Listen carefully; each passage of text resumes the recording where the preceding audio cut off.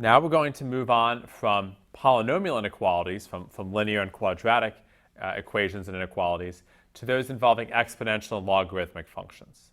Now, in general, you can only solve certain types of these equations, but the ones you can solve will definitely be covered very heavily on the CLEP. There's a standard set of tricks that we're going to go over by working on different examples. But there's really one key equation that guides most of these computations, and it's the following. We need to recall the equivalence between logarithms and exponential functions.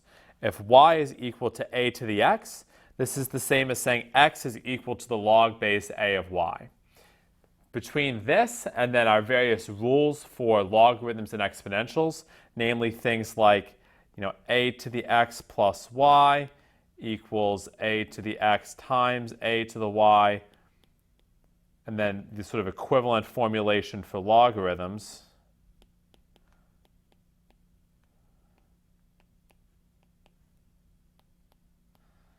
that the log of a product is the sum of the logarithms.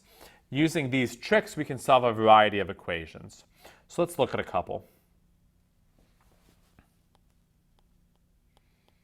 So we want to solve for x here. And the equation is 2 to the power x is equal to 4 to the power 2x minus 1. So what value of x will balance this equation? So when you have things in the exponents but not in the base, the best thing to do is to try and take a logarithm, because this will let you kill off the exponent essentially.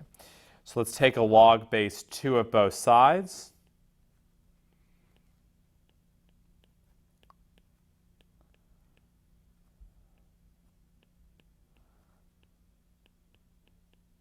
So I have this now.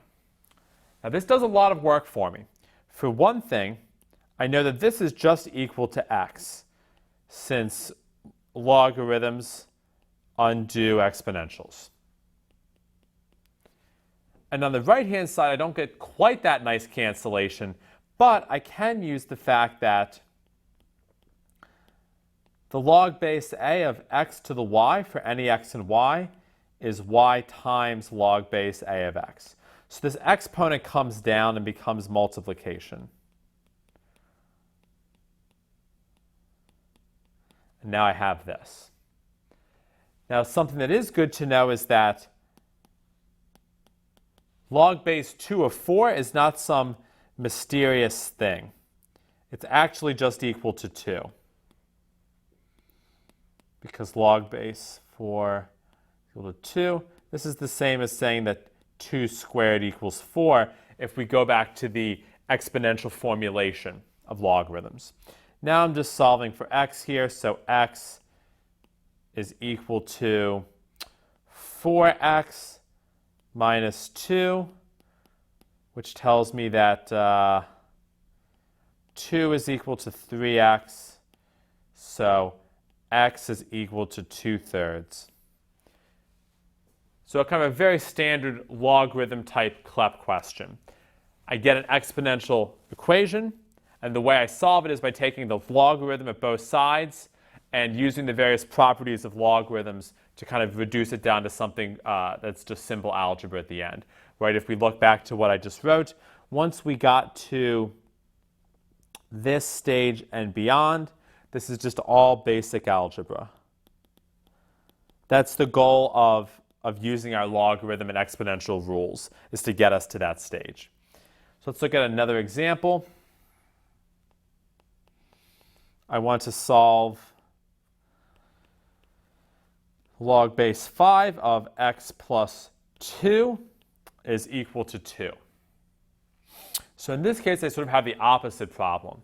I'm stuck with a logarithm, I'd like to destroy it. So what I can do is raise everything in the exponent of a power of 5. So I can write this as equal to 5 log base 5 of x plus 2 equals 5 to the 2. And I use the fact that a to the log base a of x is equal to x on the left-hand side to get that x plus 2. And then I remember, hopefully, that 5 squared is 25. And now again, I have a simple algebra problem. So x is equal to 23.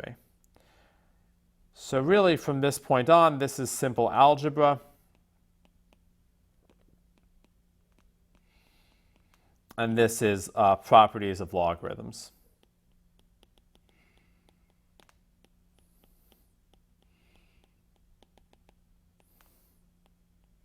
And that's how these problems will typically go.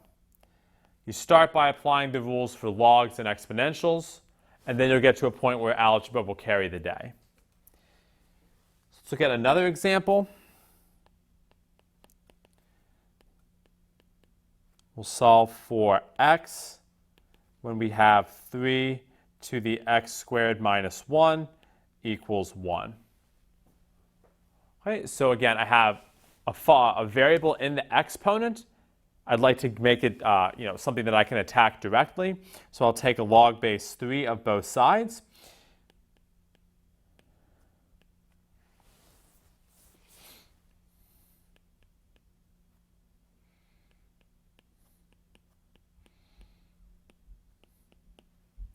And again, I know that log base a of a to the x is equal to x. So I just get x squared minus 1 here.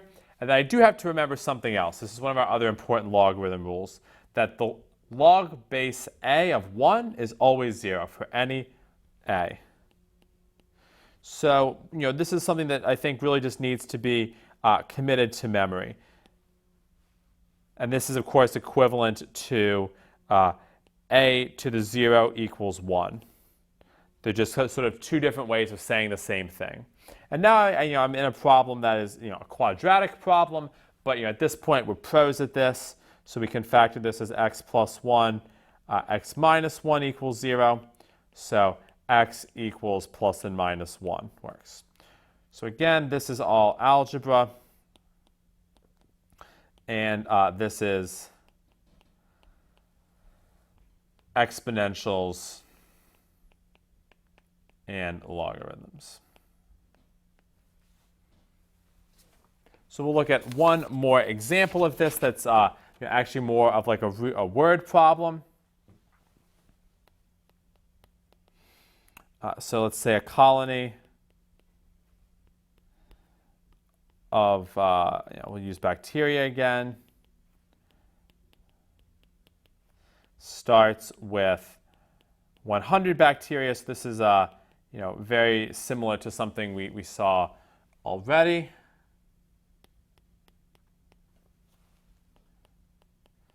The colony size doubles every hour. A, how many bacteria live in the colony after 2 hours? Well, I need to write that the population is exponential. It doubles every hour, so I'll have 2 to the t. I start with 100, so it's like this. So then p of 2 is 100 times 2 squared, so 400. We'll go into sort of modeling with exponential functions a bit more in Module 3. But in this case, even if you didn't think to write it as a function, you could say, well, I started with 100. It doubles. So after 1 hour, I have 200. It doubles again. So after 2 hours, I have 400. But the sort of more interesting question from our standpoint is the following. How long until there are 1,000 bacteria in the colony? So now we really have an exponential problem. I want to know for what value of time do I get 1,000? So 100 times 2 to the t. When is that equal to 1,000? This is the same as asking when is 2 to the t equal to 10? Well, so if I plug in t equals 3, I get 8. When I plug in t equals 4, I get 16. So it's somewhere in between 3 and 4, closer to 3 than 4 most likely. The correct way to do this is just to take a logarithm. Because I have a variable in the exponent, I want to get it kind of down to earth, so I take logarithms. So I'll say that this is equal to log base 2 of 10. And remember that logarithms and exponentials kill each other off. So that t should just be equal to log base 2 of 10. So really these types of exponential problem solving skills are very useful for real world problems in which populations, for example, are modeled as exponential functions.